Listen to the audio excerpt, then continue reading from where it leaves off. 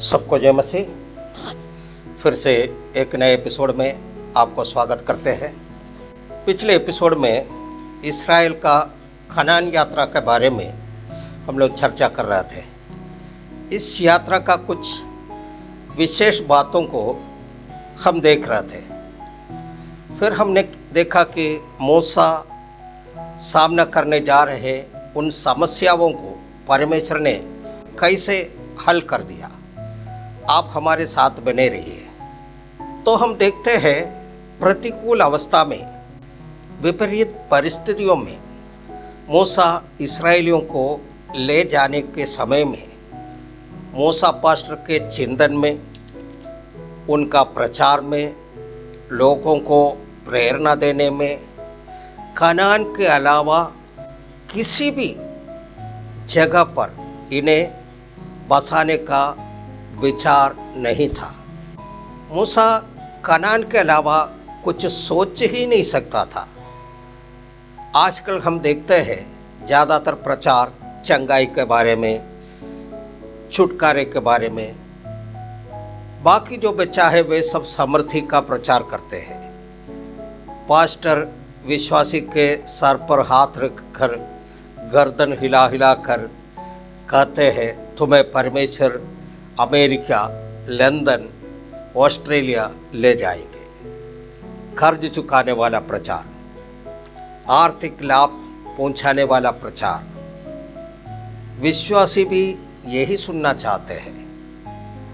इसमें पास्टर भी खुश, विश्वासी भी खुश। पास्टर का पैकेट भी गर्म हो जाएगा। लेकिन विश्वासी को विश्वास में स्थिर रहने का, विश्वास में मजबूत करने का, विश्वासी को स्वर्ग राज्य पहुंचाने का कोई प्रचार नहीं सुनता है। लेकिन हमारा मूसा पास्टर वैसे नहीं थे। 40 साल तक उन्होंने इस्राएलियों को यही बोला, कनान कनान कनान।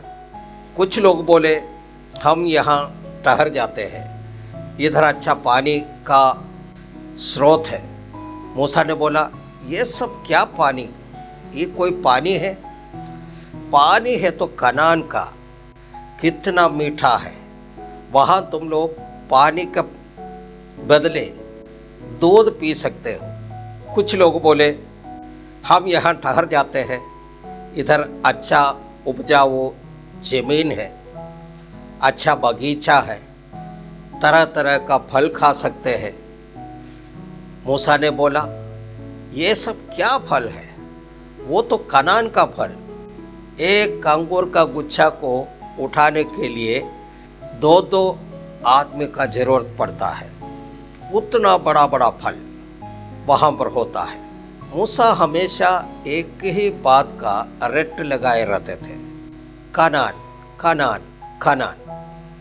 हम पास्टर लोग यही कहते हैं अनंत जीवन, अनंत जीवन, अनंत जीवन। लेकिन अभी कुछ न्यू जनरेशन पास्टर्स हैं, वो यही प्रचार करते हैं कि प्रॉस्पेरिटी प्रॉस्पेरिटी प्रॉस्पेरिटी। इसलिए विश्वासियों और अन्य लोगों को इधर ही रहना अच्छा लगता है। प्रचार यही करना चाहिए कि यीशु मसीह, स्वर्ग राज्य, अनंत जीवन। तो सोचिए, जो व्यक्ति मूसा कनान के अलावा कुछ सोच ही नहीं सकता था, उस व्यक्ति के पास रूबेन गोत्र, गाद गोत्र और मनश्शे का आधे लोग जाकर बोलते हैं यदि आप हमसे प्रेम रखते हैं तो अगर हमारे ऊपर तेरी करुणा है तो ये देश हमें अपनी निज भूमि करके दे दे और मेहरबानी करके यर्दन पार ना ले चल। ये सुनते ही मूसा का मन बहुत दुखित हुआ होगा, कारण इस्राएली लोग हमेशा मूसा के विरुद्ध कुड़कुड़ाता था। मूसा फिर भी इस्राएली लोगों के लिए विनती करते रहा।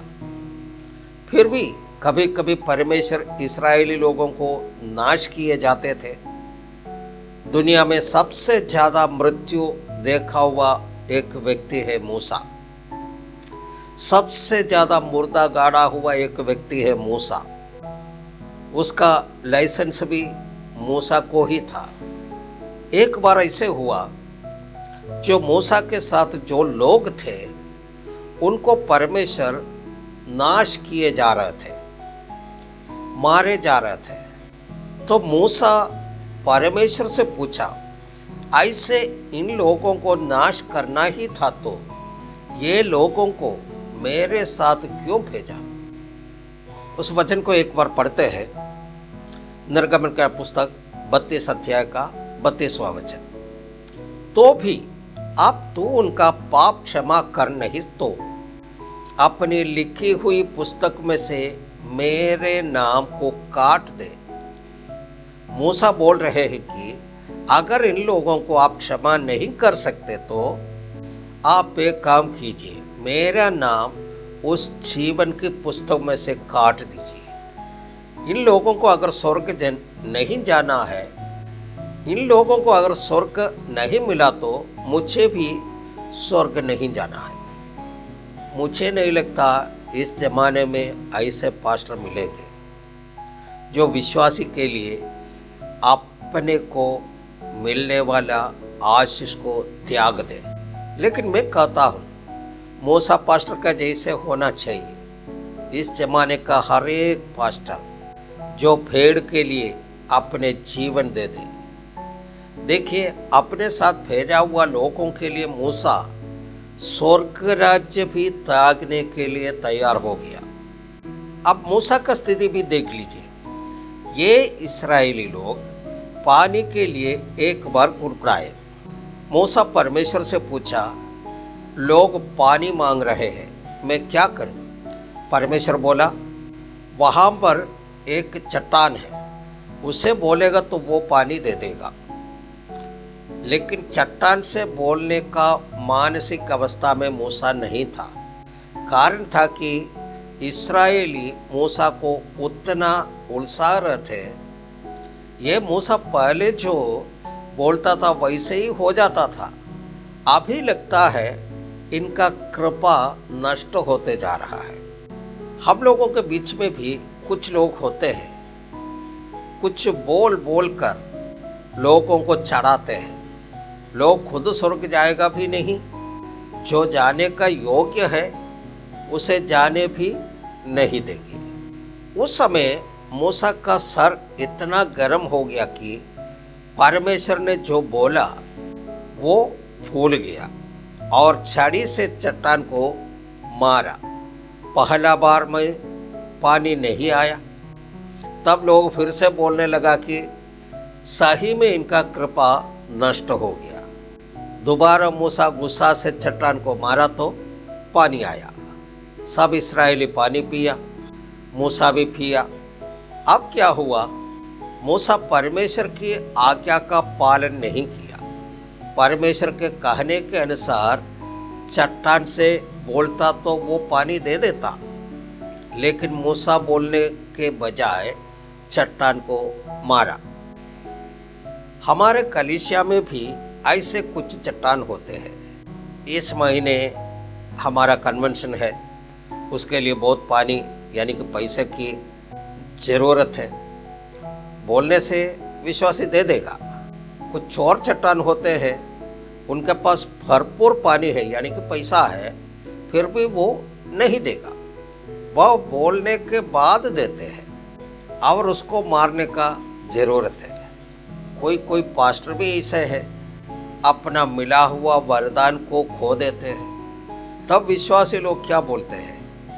पास्टर का वरदान अभी भी है, लेकिन उनको चढ़ाने पड़ते हैं। मूसा के साथ यहाँ नतीजा क्या हुआ?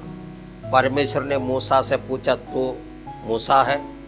मूसा ने परमेश्वर से पूछा, क्या आप मुझे भूल गए? सवेरे भी आपने हमसे बातें की थी। मूसा बोला, चलो मेरे साथ। मूसा को लेकर पहाड़ के ऊपर जाकर बोला, वो देखो, वो कनान है, तुम यहाँ से देख लो, लेकिन उधर तुमको जाने नहीं दूंगा। क्या मूसा कनान गया? नहीं गया। वजह क्या है? इस्राएल के कारण मूसा कनान नहीं जा पाए। हालेलुया। साथ में चलने वाले लोगों के कारण मूसा कनान को गवा कर खड़ा है। इन लोगों को अगर नहीं ले जाएंगे तो मुझे भी नहीं जाना है बोलकर परमेश्वर से प्रतिक्रिया करके खड़ा है। किसी भी प्रकार इस्राएलियों को कनान तक पहुंचाना है, इसके अलावा दूसरा कोई भी चिंता मूसा के मन में नहीं है।